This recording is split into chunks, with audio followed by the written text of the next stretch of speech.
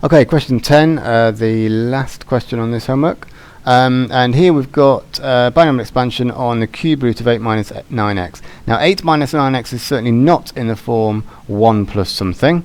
Okay, that's one thing to deal with, as well as obviously writing this as a power. If we write it as a power first, that's quite straightforward. So power of a third then, because it's a cube root, so that's power of a third.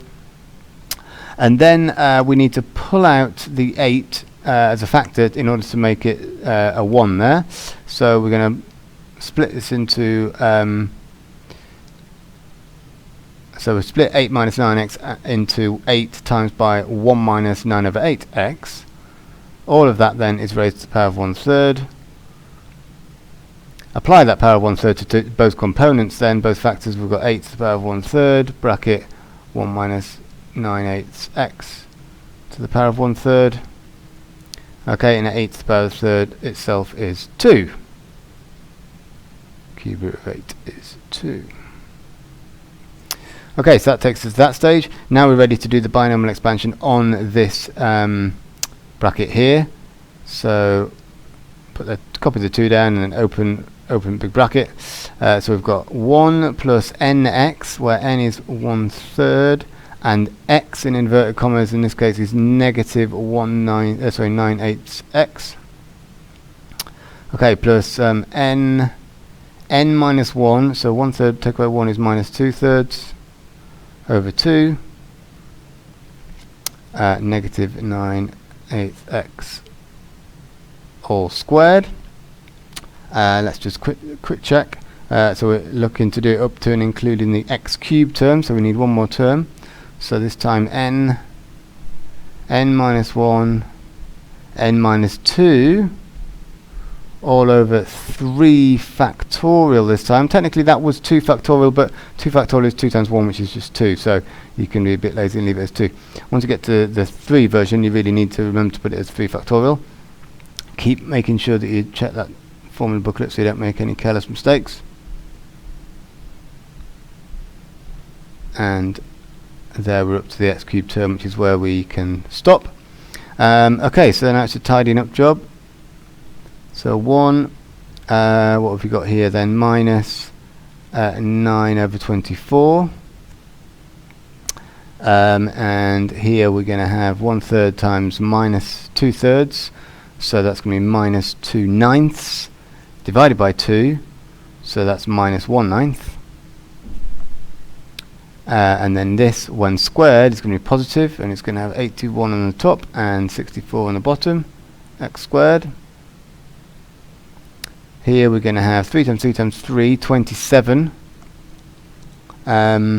initially, with a 2 times 5 on the top, so 10 on the top, so 10 over 27, positive, because we've got 2 negatives there multiplying together. So 10 over 27, 3 factorial is 3 times 2 times 1, which is 6. Okay, now negative cubed will indeed be negative. 9 cubed, let's check what that is. 9 power 3, 27, sorry, 729, I'm saying 27. And then similarly 8 cubed, 512. Okay, and so just to be careful then, let's do one more step where we tidy up the insides. So here we've got minus, it's going to be a negative term. That 9 there cancels with 9 of those 81 there, leaving 9 over 64 as the coefficient for x squared. This is a little bit more tricky, so let's type this into the calculator then. So we've got 10 over 27, okay, divided by 6, times by 729 over 512. Okay, all simplifies down to 45 over 512, but that's a negative, so change that straight away to a negative. X cubed. Okay, and one last step, multiply 3 by the 2. So 2 times 1, 2 times 9 over 24, 2 times 9 over 64. 2 times this. Okay, 512 divided by 2 is going to be 256.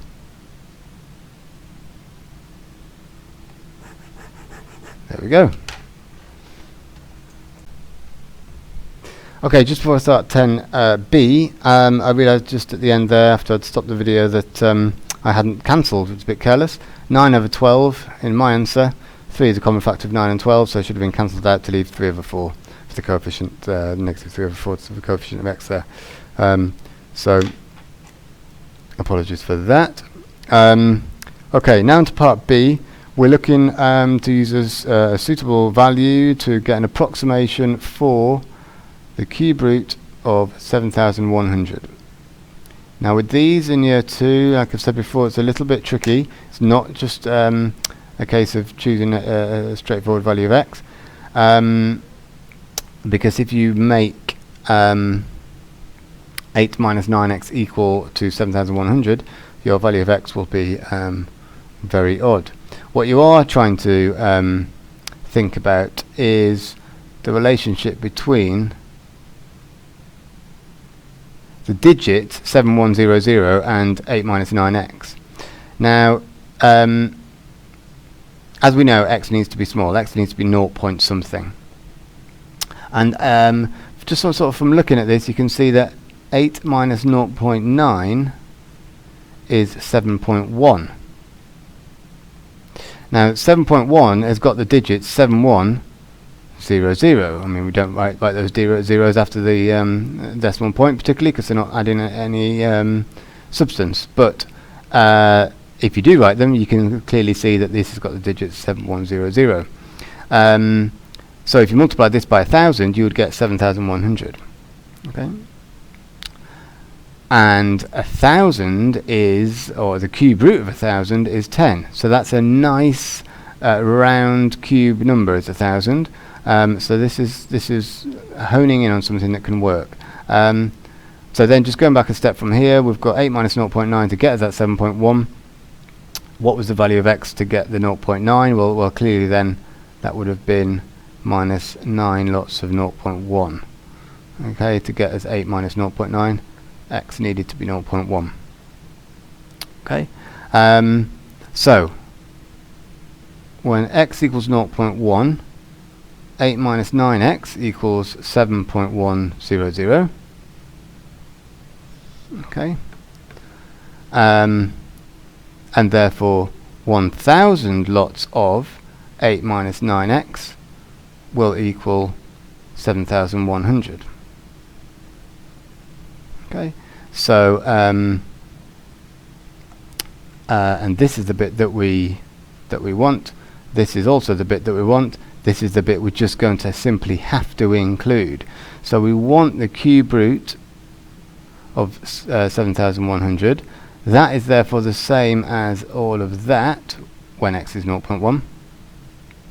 We can now then just write that the opposite way around. So cube root of 7,100 is equal to the cube root of 1,000 times 8 minus 9 lots of 0.1.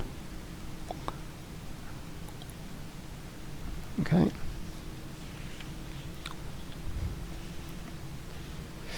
And the brackets there mean we've got factors of 1,000 and 8 minus 9 times 0.1 in there. So we can split this up using rules of thirds. So we get the cube root of 1,000 times by the cube root of 8 minus 9 lots of 0.1. Okay, so this is still an equivalent value to the cube root of 7,100. Cube root of 1,000 is of course 10.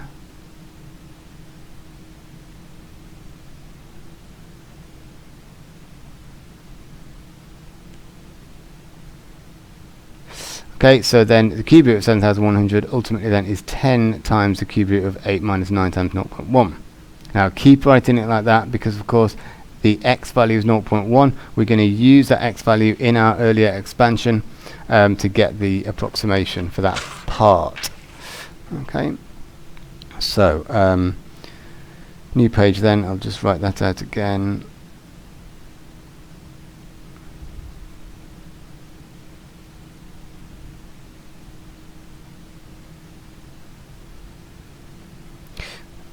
Okay, so we know that the cube root of 8 minus 9x has this expansion here. Okay, so let's put that up there. So I'm now going to put the 0.1 into the x position for that overall expression.